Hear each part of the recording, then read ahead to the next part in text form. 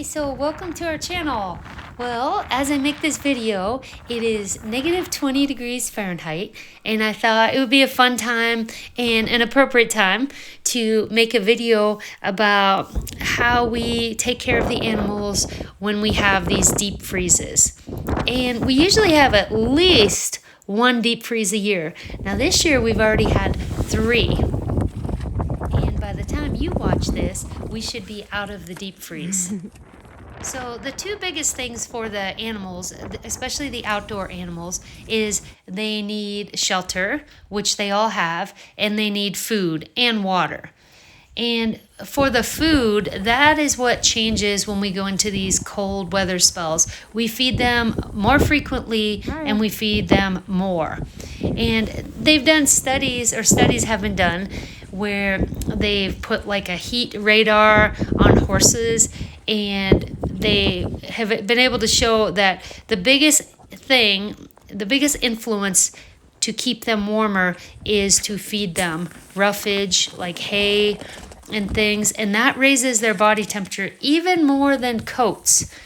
And we do have coats here for the horses. We have a couple of coats, and I know this is, people have different opinions on coats. It is my personal opinion that they do better without a coat if they have good winter coats, the natural winter coats.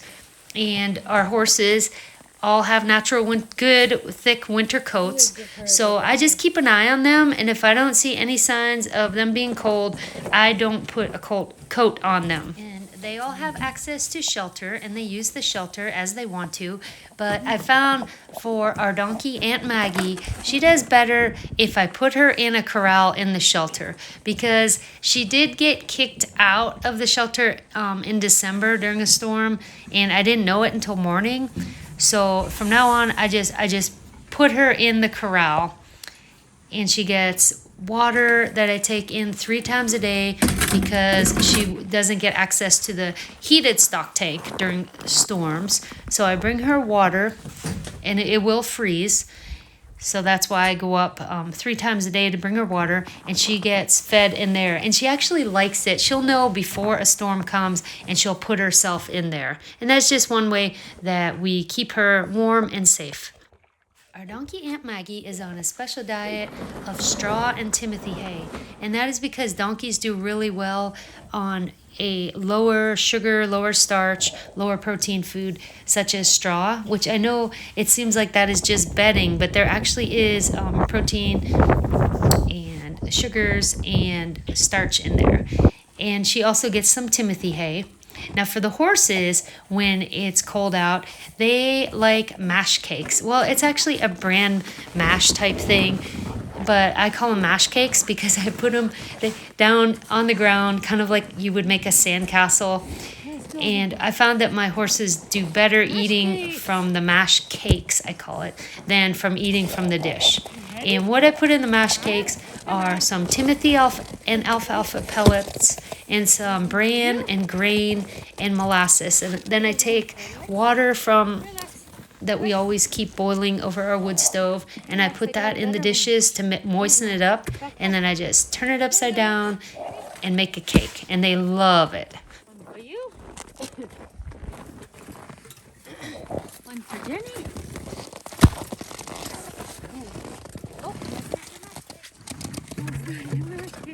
They're a little close, huh, guys?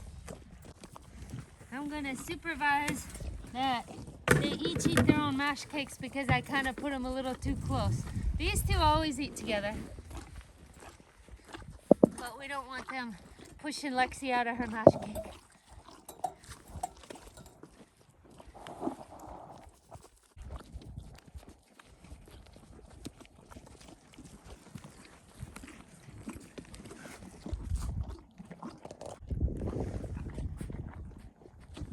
Okay, so Maggie for lunch is getting a mixture of chopped straw and Timothy hay. And I always leave a little bit out here because Lexi likes straw too. Timothy. Okay, here we go, Meg. So the alpacas and the horses get fed 3 times a day when it's really cold out. Normally, they get fed twice a day. In the morning and at night, they get hay, and then when it's really cold, they get a lunch. That's for their physical and emotional well-being, because I think they get bored during these storms because they're in the shelters and they really look forward to Maria and I coming up with the lunch, and we put peppermint treats in her pockets, and they just really look forward to it. And I just think that helps them to get through these storms. Another thing we do when it's really cold out is we rise extra early and we get out there early so that the animals can start eating again right away early morning, because they're not only hungry, but that raises their body temperature. We also are always taking head counts and just keeping an eye on everybody, like, are all the chickens here, are all the ducks here, and are all the alpacas here? And we try to look at each one and make sure everyone's doing okay. And here the other day, like Carmela, she had followed me up when the storm had already started and it was getting cold and blustery, and she followed me up in the morning. Well, she stayed up there all day, and at night she couldn't get back down because it was really getting colder and the snow had risen. So just things like that, we keep an eye on everybody and make sure everyone is accounted for. And here we just carried her back down, and then we gave her some extra feed and water before she went in with the chickens for the night, because they had already eaten and we didn't want to put her to bed hungry. Mark, our rooster, comes in whenever it is sub-zero because he has this big comb on his head and we don't want it to get frostbitten. So Mark comes in, and I think he enjoys it because he gets extra treats and we get to get woken up by a rooster in the house.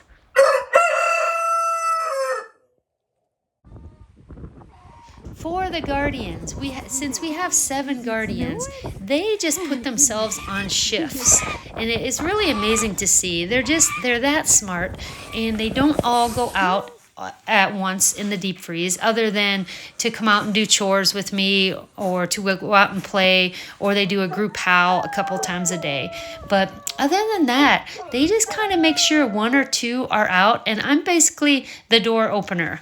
And I just open the door, and 1 will go out and 1 will come in, and they just work it out. My guardians do like to get warm. They're not wanting to just lay out in the really cold sub-zeros all day. At nighttime, I put out blankets in what we call the sunroom greenhouse that Maria and I made a few years ago. And that's just a place next to the house that they can come in that's like in between being outside and being in the house. So I can go to bed and they'll go in there and patrol and go back in and patrol. And I'll get up to feed the fire in the middle of the night, and 1 or 2 might come in and 1 or 2 go out. So I think the blankets are just really a good thing, because they like to get cozy, and I know that they have a warm place out of the weather while still watching what's going on outside.